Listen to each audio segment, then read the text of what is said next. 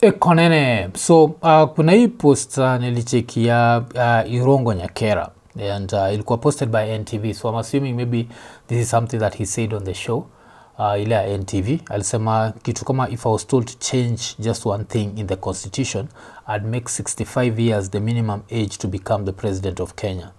Look at what Kibaki did. When you get young leaders, they want to amass wealth, have buildings in Dubai. And unakumbuka majuzi tulihost Irungu hapa, one of the best episodes on Iko Nini, and a very brilliant guy. Unajua shenda msi alikuwa anafightiwa na kina Harvard na Stanford, and still I have to disagree with him. I don't think this is an age issue. Unajua you're either greedy or you're not. You either love Kenya or you don't. This is nothing about age. A lot of people who've looted Kenya seriously have been very young people, and tukiangalia situation whereby like what's happening in Nairobi has one of the youngest governors in Kenya, and what do we hear about? We just hear that Nairobi is being looted clean, najua. And one of the reasons why tunasikia mtamse kama Raila ana support history yote because Raila is also getting like a piece of the pie of this whole thing. So Nairobi is being looted clean by a young person, and this young person is being protected by an older person. So what does that show us? Age does not come with integrity. I feel like, yes, it's good to say that ingekuwa an older person, they won't want to amass wealth. Hakuna kitu kama hiyo, because pia another way to look at it would still be to look at Kibaki and look at the fact that 2007 happened under him and he was an older person. Yes, there's this whole story that he wanted to step down, then Lucy akakataa, but at some point lazima ambie bibi atulie, ambie bibi mambo ya first lady chana nayo. Kuna waboy pia ni first lady, nyinyi wote wawili ni first lady na whatever. So I don't agree with that.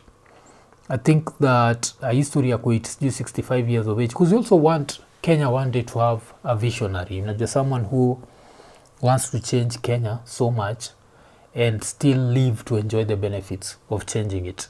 Because what has happened to Kenya ni kama ushachikigizi ma cartoons za Gado, ile kuna kuogana ng'ombe imko like ina njaa, just the ribs, and then it's just being milked. And in this situation, the people milking Kenya are politicians, and it's politicians of all ages. So I don't think that this is a young people, old people thing. There are people who've been saying that maybe it's old people who've been running this country wrong, because yes, we've never had a young president, for example. Okay, watu watasema Ruto is young, but he's still in his 50s. So compared to mse wa Senegal, Ruto is not young. Mse wa Senegal anadu a better job. Apart from that, hata tukiangalia Traore, as much as I don't support military rule, but whatever Traore is doing there is, just fighting for his people. So if I look at all these things, I don't see the justification of us saying that if we had an older president, then things would happen better. Because funny enough, pia nani mwenyewe, he worked under Uhuru, and Uhuru hajafika huko. Najua Uhuru retired at 61. So I think Uhuru should be turning up around 63, 64 right now. Hajafika 65. And Uhuru was not in quote so bad. So I think this is somehow dishonest. Like not dishonest, but it's somehow a very simplistic approach to integrity na vitu kama hizo. And I don't know what to say about that. I know what to say about that, and that is age ain't nothing but a number. Oh damn, that sounds like R. Kelly. R. Kelly just peed on my whole argument. Okay, wacha to move to story ingine. Kuna hii video nilicheki. Video ilikuwa ni ya ubuda wa Dago anaitwa KJ, na basically ni video inaanza ni kama ameshikiliwa waki-exchange makofia na msee fulani, and I think maybe he was trying to show how he used to hustle back in the days, and I don't know how to feel about it. If you actually go and you listen to the audio, you can hear the people there. They are so excited, and these are the gimmicks that I normally see, and these gimmicks actually work on a lot of Kenyans, because kumbuka mse kama Sakaja, I always give the example of him. Alitufanyiaga hivi na after kufanya hivi akabaki amequote Gary Nengi ya wakardinali, and people lost their ish. People ended up giving him the governorship while number one, his papers were fake, and everyone knew his papers were fake. And number two, apart from papers zake kwa fake, he was just not qualified. Nacheki. So he ended up getting that. Juzi umecheki akisema that matatu zinafaa kuachwa blast music because it's not noise, it's culture. When he says this, it's not things that he believes in. He's saying this because he knows the average Kenyan ataenda pa kibjazika sana na hiyo story. Ukienda hapo umewatch video tulifanya na Robo, utacheki vile Robo alikuwa anabonga juu ya vile Sakaja was involved in kuevict watu and evicting people without notice and anything, and even waivers zile Sonko alikuwa amepatiana. Sakaja ended up saying he does not recognize them. So this is not someone who cares about Nairobi residents. This is just someone who looks at only the bottom, what? Yes, like the bottom line. That's all it is for him. For him, Nairobi is still a business. And yes, so now we are stuck with these gimmicks, and these gimmicks work. These gimmicks work. And we are in such a dangerous situation where tunakaribia elections, and if you had to ask me, I'm not 100% sure if we are going to get change. And the reason why I'm not 100% sure is, will the people transfer ama change their anger from that anger to votes? Like, will people go and actually get voters cards? That's one thing that I'd want to know. Because bila watu kuget hizi voters cards, and without people going out there and voting, then we'll still be stuck in this situation where we are angry and we are asking for change, but we are not doing what we need to do to get that change. So this is the funny situation we are stuck in. But these gimmicks will continue. Expect saizi na president amekuwa kivaa zile mashati zake expensive za Stefano Ricci. Najua every time you see the president with a shirt that shines, jua that shirt is at least 200,000 shillings. And tukikaribia elections, expect him to drop that and go back to jeans and sneakers. And when he goes back to jeans and sneakers, alafu abaki amefanya ile kitu alifanya majuzi, ile alibaki ameanguka nayo, watu watachizi.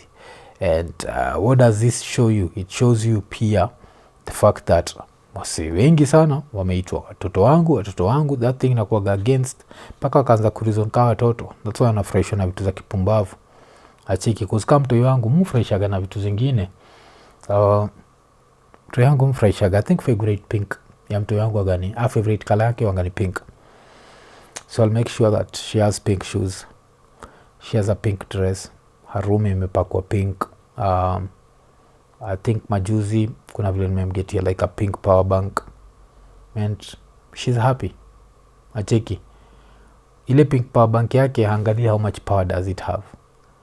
He just looks at the color. The same thing now if you come to Kenya politics.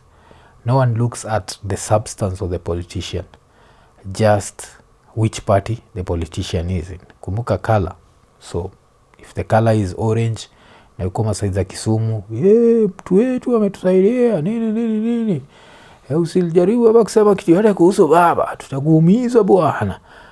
Baba hawezi kosea, baba is always right. If baba says left, it's left. Okay, sawa.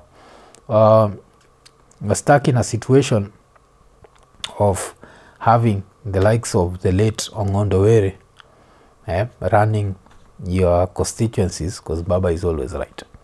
And going back to the age thing that Nanel komesema before, Irungu, a lot of the consequences zile baba atawaachia, he'll never suffer them. So mkikubali freedom of expression iende, freedom of speech iende, he won't be there to suffer. His kids might be, but his kids might end up being protected because don't forget, it's wakona do, si hatuna do. So yeah, we're stuck in this situation. But wacha tubaki tumecheki. So last week was one of those weeks where a lot of bullish happened. They kept pushing the narrative of social media They also want to do ile story ya bundles blah blah blah, ile ya Keitani. So you had Keitani pushing mambo ya bundles, where they want the metering system ya internet so that they can monitor how you're using internet. And then you had Elachi wanting to control social media. So that was last week for you. Then this week, of course, watu wamedanganya na history ya 50,000 youth will get 100,000. No, 100,000 youth will get 50,000 shillings. So kuna hiyo nonsense, but and I'm calling it nonsense because it's just going to be a way for politicians to steal. Don't be surprised if dead people end up getting this money. Alafu pia a lot of this money ikipatiwa watu, utapata ni watu wale hawana hata kuwa na business able kurudisha hiyo do, so hiyo do itabaki imepotea. While if you're looking at that money, which is 50,000 times 100,000, that's 5 billion shillings. 5 billion shillings can be used to repair all these big hospitals, from Kenyatta Hospital to Russia, which is Nyanza General, to Coast General. Nacheki, just repair these hospitals, get them hizo cancer machines and everything. But no one is trying to change this for the better. Everyone is trying these populist ideas, the populist ideas of if 100,000 youth get 50,000 shillings, then they're going to go around praising the president. But you know what's going to happen? Out of these 100,000 youth, wale wanamchukia bado tamchukia even after that, and they won't want to pay the debt, and they'll feel like if this guy leaves, maybe they might not pay the debt. So kutakuwa na hiyo. But yeah, let's see what this week has for us. Let's see which other freedom they want to take away from us. Why? Because don't forget, these were the same guys who are celebrating what was happening to Boni in TZ, and the Boni horror story, of course, alienda pametupatia on Sunday, and I can only guess that these things are only going to get worse. So Iko Nini.